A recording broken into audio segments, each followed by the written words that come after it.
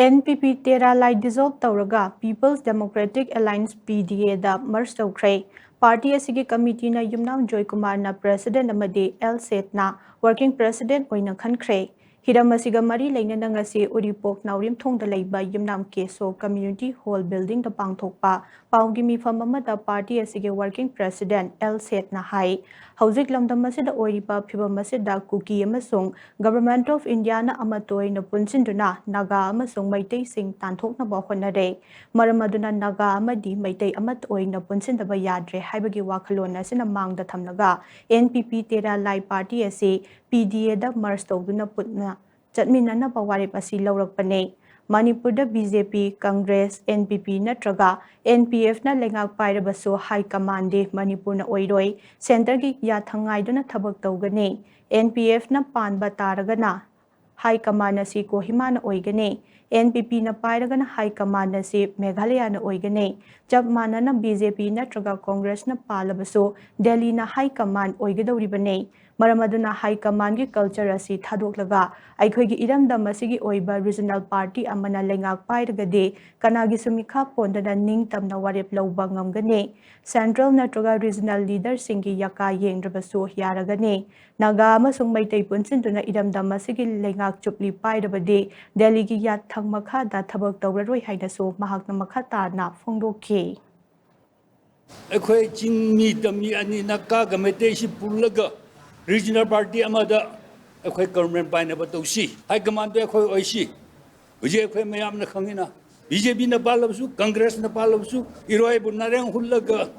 Delhi na chaning chakada chadhan bagumna koi bu puraga tawrusi lalle herbasu tawdaba aran babu su ajumbani han tawru uje yangone government na jawbra sipai na jawbra ayam yaninde adna aigi akhandadi akhoi regional party na sarkar busi high command do akhoi oisi constitution right do akhoi observe dausi adoi radi akhoi Manipur si semba yagni chokhat yagni 20 lakh ni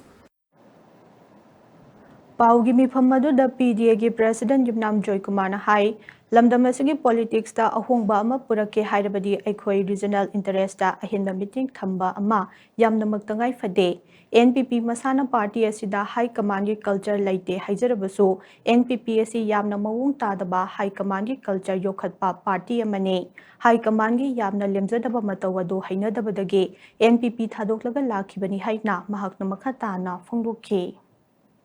National Party na panbo matamda layragadi yamna mawong tana solution purpa ngambagi adu upai pambai layroi haibagi adu makoy yamna soma batu mathajiba lay koi ugre Congress is ugre BJP is adu moina torpasindagi most of moi acts of omission and commission adugi mayamdagi ni ngasi koi Manipur leba koi leba lamineba koi punamakna ngasi thingnaiba awaba you can't blame only BJP actors to blame to Congress issue yamna chawbar role laiba se da ngasi laiba ethnic class laiba si laiba se da du ma leitaba nate haiba sigi si laiba sina aduna maram oi khan agaraga koina thajadab dagi adui matakta ngasi me gi tang ahum dagi tarkiba 2023 gi me gi dagi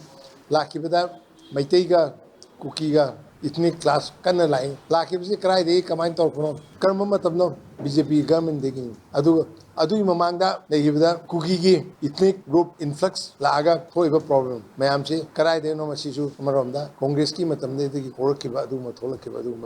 problem